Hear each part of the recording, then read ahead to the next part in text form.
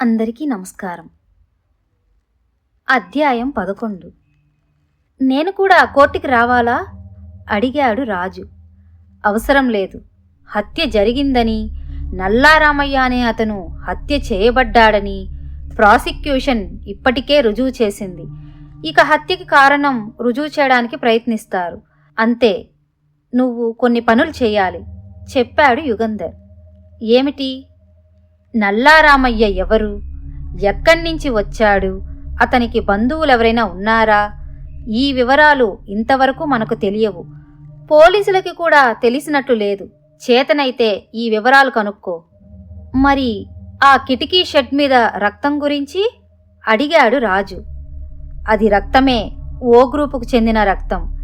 డిఫెన్స్కి అది ఏమాత్రం ప్రయోజనం లేదు.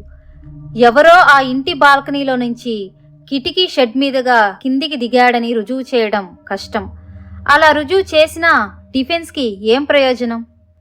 నల్లారామయ్యని ఇంకెవరో హత్య చేసి ఉండవచ్చని అనవచ్చు కదా మనం. రాజు సలహా ఇచ్చాడు. యుగంధర్ నవ్వి, భాస్కర్రావు మీద అంత సాక్ష్యం ఉండగా ఇంకెవరో చంపి ఉండవచ్చని మనమంటే ఎవరొప్పుకుంటారు? ఎవరు? ఎందుకు చంపారు? ఈ ప్రశ్నలకి సమాధానం కావాలి కనుక హత్య జరిగిన రాత్రి 12 గంటలప్పుడు ఎవరైనా ఆ ప్రాంతాలకు వెళ్లారేమో కనుక్కోవాలి. అది చెయ్యి అన్నాడు యుగంధర్. మెజిస్ట్రేట్ కోర్టు హాల్లో జనం కిటకిటలాడుతున్నారు. నల్లారామయ్య హత్య కేసు విచారణ వివరాలు ఏనాటివి ఆనాడు దినపత్రికలు వివరంగా ప్రకటిస్తున్నాయి. కేసు విచిత్రంగా ఉండటం వల్లో, ప్రఖ్యాత డిటెక్టివ్ యుగంధర్ డిఫెన్స్ తరపున వాదిస్తుండడం వల్లో జనానికి ఆ కేసు విచారణలో ఉత్సాహం కలిగింది. మెజిస్ట్రేట్ వచ్చి కూర్చోగానే హాలు నిశ్శబ్దమైపోయింది. మునియమ్మా, మునియమ్మా అని కేక వేశాడు గుమాస్తా. 20 ఏళ్ల యువతి బోనెక్కింది. నల్లగా సన్నగా ఉంది. ఎర్రని ముతక చీర కట్టుకున్నది. ప్రమాణ స్వీకారం పూర్తయింది. అక్టోబర్ 14వ తేదీకి పూర్వం నువ్వు ఎక్కడ పనిచేశావు? అడిగాడు ప్రాసిక్యూటర్. స్టార్ బేకరీలో. ఏం పని? ఇంటి పని. అంటే? ఇల్లు ఊడవటం, గిన్నెలు తోమటం. ఎన్ని గంటలకు పనిలో వెళ్లేదానివి? ఎన్ని గంటలకు ఇంటికి వెళ్లేదానివి?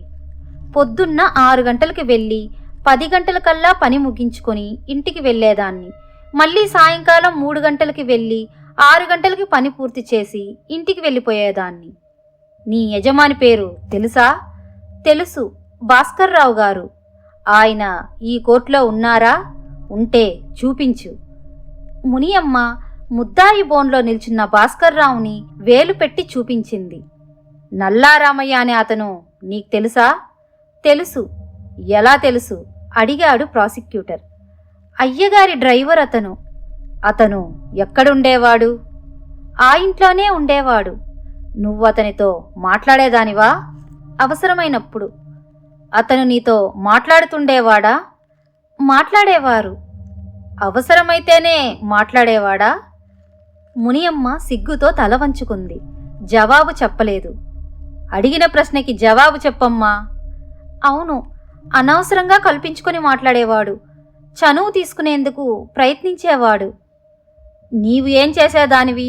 తిట్టేదానివా? అంత అసభ్యంగా ప్రవర్తించేవాడు కాదు. సినిమాకి రమ్మని పిలిచేవాడు, అంతే. నువ్వతనితో సినిమాకు వెళ్ళావా? వెళ్ళాను. ఏ సినిమాకి? కనవనే దైవం. ఏ క్లాస్లో కూర్చున్నారు? అన్నిటికన్నా పెద్ద క్లాస్లో, బాల్కనీలో. నీకు ఆశ్చర్యం కలగలేదా? అతనితో అన్నాను. నవ్వి, నాకు డబ్బుకి తక్కువేం లేదు అన్నాడు.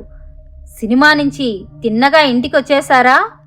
లేదు, మధ్యాహ్నం ఆటకి వెళ్ళాము. సినిమా అయిన తర్వాత హోటల్కి తీసుకెళ్ళాడు. ఏ హోటల్కి? ఆ హోటల్ పేరు నాకు తెలియదు. చాలా పెద్దది. అన్నీ ఖరీదైన సామాన్లు. అందరూ మోటార్ కార్లలో వచ్చిన వాళ్లే. మంచి బట్టలు వేసుకున్న వాళ్ళు. హోటల్ బిల్లు ఎంతయిందో నీకు తెలుసా? తెలుసు, 7 రూపాయలయ్యింది. అంత డబ్బు ఎందుకు ఖర్చు చేస్తున్నావని నువ్వతన్ని అడిగావా? అంత డబ్బు ఎక్కడ్నుంచి వస్తోందని అడిగాను. నవ్వి జేబులోంచి ఓ నోట్ల కట్ట తీసి చూపించాడు. 10 రూపాయల నోట్లు. నాకు డబ్బుకి కొదవలేదు. అవసరమైనప్పుడల్లా తీసుకునేందుకు అక్షయపాత్ర ఉంది నా దగ్గర అన్నాడు. ఏమన్నాడు మళ్ళీ చెప్పు. అక్షయపాత్ర ఉంది అన్నాడు. ప్రాసిక్యూటర్ తృప్తిగా చిన్న నవ్వు నవ్వి యుగంధర్ని చూసి తల ఆడించాడు. యుగంధర్ నెమ్మదిగా లేచి సాక్షి బోను దగ్గరికి వెళ్ళాడు. నల్లారామయ్య నీతో స్నేహంగా ఉండేందుకు ప్రయత్నించేవాడా? అవును. నీకు వివాహమైందా? లేదు. అతనికి వివాహమైందా? లేదని చెప్పాడు. నిన్ను చూసి ఇష్టపడి నీతో స్నేహం చేసుకోవడానికి ప్రయత్నించాడంటావా? ఏమో, అయ్యుండొచ్చు. అలా కాదు. నీ మీద అతనికిష్టమో లేదో నీకు తెలియదా? ఇష్టమే అన్నది మునియమ్మ సిగ్గుతో చీర కొంగులో మొహం దాచుకుంటూ. నీ మీద ఇష్టం కొద్దీ అతను నిన్ను సినిమాకి తీసుకెళ్లాడు కదూ? అవును. సినిమాలో బాల్కనీలో కూర్చున్న తర్వాత అతను నీ పట్ల అసభ్యంగా ప్రవర్తించాడా? మునియమ్మ అర్థం కానట్లు చూసింది. నీ చేతులు ముట్టుకోవడం కాని, భుజం మీద చెయ్యి వెయ్యడం కాని చేశాడా? అడిగాడు యుగంధర్. అలా చేస్తే చెంప వాయించేదాన్ని అన్నది కోపంగా. అవును, నువ్వు చెంప వాయిస్తావు, కాని అతను అలా చేశాడా అని అడుగుతున్నాను. లేదు. చాలా మర్యాదగా ప్రవర్తించాడా? అవును. సినిమాలో బాల్కనీలో కూర్చోబెట్టాడు. ఖరీదైన హోటల్కి తీసుకెళ్ళాడు. అవునా? అవును. నిన్ను మంచి హోటల్కి తీసుకెళ్లాలనే నిన్ను ఆ హోటల్కి తీసుకెళ్ళాడు కదూ? అవును. నిన్ను ఆ హోటల్కి తీసుకెళ్లడం వల్ల అతనికేమైనా లాభమా? ఏముంటుంది? లేదు. అతను తనంతట తాను నీకు తన దగ్గర ఉన్న నోట్ల కట్ట చూపించాడా? నువ్వడిగితే చూపించాడా? నేను ఎందుకలా ఖర్చు పెడుతున్నావని అడిగితే చూపించాడు. అతని వద్ద 10 రూపాయల నోట్ల కట్ట ఉన్నదన్నావు. ఆ విషయం నీకెలా తెలుసు? చూశాను కనుక తెలుసు. ఎన్ని నోట్లున్నాయి ఆ కట్టలో? ఏమో, చాలా ఉన్నాయి. 50 ఉంటాయా? ఇంకా ఎక్కువే ఉంటాయి. 100 నోట్లు ఉంటాయా? 100 నోట్లు నువ్వు చూశావా? లేదు. అయితే 100 నోట్లున్నాయని నీకెలా తెలుసు? నోట్ల కట్ట చూశాను కనుక. యుగంధర్ జేబులోంచి ఓ కట్ట తీశాడు. బొటనవేలు చూపుడు వేలు మధ్య పట్టుకొని నోట్ల కట్ట ఇలా చూపించాడా? అడిగాడు. అవును. నల్లారామయ్య నీకు చూపించిన నోట్ల కట్ట ఇంత ధలంగా ఉందా? అవును. కట్ట పైన కింద ఉన్న నోట్లు నీకు కనిపించాయా? అవును. మధ్యన ఉన్న నోట్లు నువ్వు చూడలేదా? లేదు. యుగంధర్ నోట్ల కట్టని మునియమ్మకిచ్చి, ఈ కట్టలో ఎన్ని 10 రూపాయల నోట్లున్నాయో లెక్క కట్టి చెప్పు అడిగాడు. మునియమ్మ ఆ కట్ట తీసుకొని పైనున్న నోటు మడిచి కింద ఉన్న తెల్ల కాగితాన్ని చూసి తెల్లబోయి యుగంధర్ని అనుమానంగా చూసింది. ఎన్ని నోట్లున్నాయో లెక్కపెట్టు. మునియమ్మ కింద ఉన్న కాగితాలను తిప్పి చూసి కట్ట కింద ఉన్న 10 రూపాయల నోటుని పరీక్షగా చూసి 2 10 రూపాయల నోట్లున్నాయి అంతే అన్నది. గుడ్. నల్లారామయ్య నీకు చూపించిన నోట్ల కట్టలోనూ ఇలాగే 2 10 రూపాయల నోట్లున్నాయేమో అన్నాడు యుగంధర్. మునియమ్మ మాట్లాడలేదు. చెప్పు. కట్ట అంతగా చూడలేదుగా. 2 నోట్లు, పైన 1 కింద 1 తెల్ల కాగితాల మీద పెట్టి నీకు చూపించి ఉండవచ్చా? ఎందుకలా చూపిస్తాడు? నువ్వంటే అతనికి ఇష్టం. నిన్ను మురిపించడానికి, అతని మీద నీకు గౌరవం కలగడానికి అయ్యుండొచ్చు. అతను నీకు చూపించిన కట్టలో ఉన్నవన్నీ నోట్లేనని నువ్వు నిశ్చయంగా చెప్పగలవా? చెప్పలేను. అతను అక్షయపాత్ర అన్నది ఈ నోట్ల కట్ట విషయమేనా? అవును, అంతే అని యుగంధర్ వెనక్కి తిరిగాడు. ప్రాసిక్యూటర్ స్వామినాథ అయ్యర్ యుగంధర్ని చూసి తల ఆడించి క్రాస్ పరీక్ష బాగా చేసినందుకు అభినందిస్తూ చిన్నగా నవ్వాడు. మునియమ్మని రీడైరెక్ట్ ఎగ్జామినేషన్ చేయలేదు.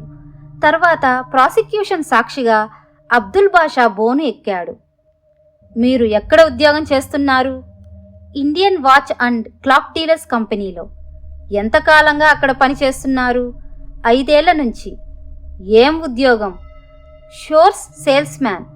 సెప్టెంబర్ 6వ తేదీ మీరు ఈ పోలిక గల మనిషికి ఏమైనా అమ్మారా అని ప్రాసిక్యూటర్ నల్లారామయ్య ఫోటో చూపించాడు. చేతి గడియారం అమ్మాను. మీరు రోజు ఎంతోమందికి ఎన్నో గడియారాలు అమ్ముతుంటారు కదా, ఈ విషయం మీకెలా జ్ఞాపకమున్నది అడిగాడు ప్రాసిక్యూటర్. చాలా ఖరీదైన గడియారం కొన్నాడతను. ఎంత ఖరీదైనది? 375 రూపాయలు. అంతకన్నా ఖరీదైన చేతి గడియారాలు మీ షాప్లో లేవా? ఉన్నాయి. అతనిలాంటివాడు అంత ఖరీదైన చేతి గడియారం కొనడం వల్ల జ్ఞాపకమున్నది. అతనెలా ఉన్నాడు అడిగాడు ప్రాసిక్యూటర్. బీదగా లేడు కానీ సంపన్నుడిగా కనిపించలేదు. అందుకని మీకు జ్ఞాపకమున్నదన్నమాట. రొక్కం ఇచ్చాడా? అవును, అన్నీ 10 రూపాయల నోట్లు ఇచ్చాడు. థ్యాంక్స్ అని ప్రాసిక్యూటర్ తన స్థానంలోకి వెళ్ళిపోయాడు. యుగంధర్ లేచి సాక్షిని ఒకసారి పరీక్షగా చూసి, మీ షాపులో తక్కువ ఖరీదు చేసే చేతి గడియారం వెల ఎంత అడిగాడు. 12 రూపాయలు. ఎక్కువ ఖరీదైన చేతి గడియారం వెల ఎంత? 5,000 రూపాయలు. రెండూ చేతి గడియారాలే కదా, ఖరీదులో ఎందుకంత తేడా? బంగారం కేసు, బంగారం గొలుసు, రాళ్లు పొదిగినది అంత ఖరీదవుతుంది. అంతేనా? పనిచేయడంలో రెండూ ఒకటేనా? కాదు, 12 రూపాయల గడియారం బాగా పనిచేయదు. మీరు నల్లారామయ్యక అమ్మిన చేతి గడియారం బాగా పనిచేస్తుందా? 5 ఏళ్ల గ్యారంటీ ఉంది. అంటే నల్లారామయ్యకి మీరు అమ్మిన గడియారం మంచి గడియారం అన్నమాట. అవును అన్నాడు సాక్షి. మై లర్న్ ఫ్రెండ్ ప్రాసిక్యూటర్ మీకు నల్లారామయ్య అనే అతని ఫోటో చూపించాడు. అతనేనా మీ షాపులోకి వచ్చిన మనిషి? అవును. వచ్చి ఏమని అడిగాడు? చేతి గడియారం కావాలని అడిగాడు. మీరు ఆ 375 రూపాయల వాచి చూపించారా? లేదు. ఎంతలో కావాలని అడిగాను. ఏమన్నాడు? మంచి చేతి గడియారం చూపించమన్నాడు. మీరు అప్పుడు ఆ గడియారం చూపించారా? లేదు. 60-70 రూపాయలు ఖరీదు చేసే వాచ్లే చూపించాను. అతనేమన్నాడు?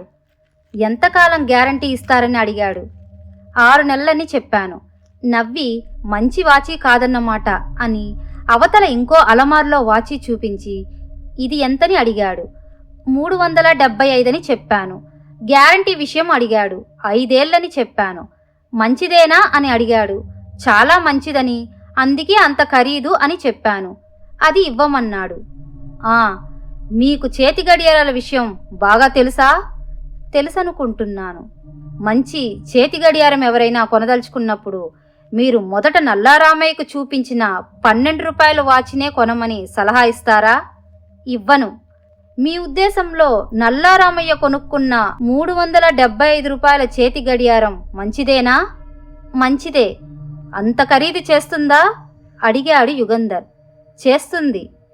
100 రూపాయలు పెట్టి వాచి కొనడం కన్నా కొంతకాలం ఆగి డబ్బు చేర్చి 375 చేసే ఆ వాచి కొనమని మీ స్నేహితులకి మీరు సలహా ఇస్తారా? ఇస్తాను అని సాక్షి అంటుండగా ప్రాసిక్యూటర్ లేచి అభ్యంతరం చెప్పాడు. యుగంధర్ నవ్వుతూ మంచి గడియారం కొనుక్కోవాలని నల్లారామయ్య అనుకొని కొంతకాలంగా అందుకోసం డబ్బు కూడబెట్టుకుని ఉంటే 375 రూపాయలు ఖరీదు చేసే రిస్ట్ వాచ్ కొనడంలో వింత ఏమీ లేదుగా అన్నాడు. యుగంధర్ నవ్వడం పూర్తి కాకముందే ప్రాసిక్యూటర్ లేచి నిలబడి సాక్షి జవాబు చెప్పేలోగా అభ్యంతరం అని అరిచాడు. మెజిస్ట్రేట్ సాక్షిని జవాబు చెప్పవద్దని చేత్తో సంజ్ఞ చేసి ప్రాసిక్యూటర్ని చూసి తల ఊపాడు. యువర్ ఆనర్, నల్లారామయ్య డబ్బు కూడబెట్టాడో లేక దోచుకున్నాడో సాక్షికి ఎలా తెలుస్తుంది? ఆ విషయం సాక్షిని ప్రశ్నించడం సబబు కాదు అన్నాడు ప్రాసిక్యూటర్. అవును, అభ్యంతరం అంగీకరించాను. సాక్షి జవాబు చెప్పనవసరం లేదు అన్నాడు మెజిస్ట్రేట్ గడియారం వంక చూసి విచారణ రేపటికి వాయిదా వేస్తున్నాను అన్నాడు. ఈరోజు ఎపిసోడ్ అయిపోయింది. నెక్స్ట్ ఎపిసోడ్ కోసం ఎదురు చూస్తూ ఉండండి. Stay tuned.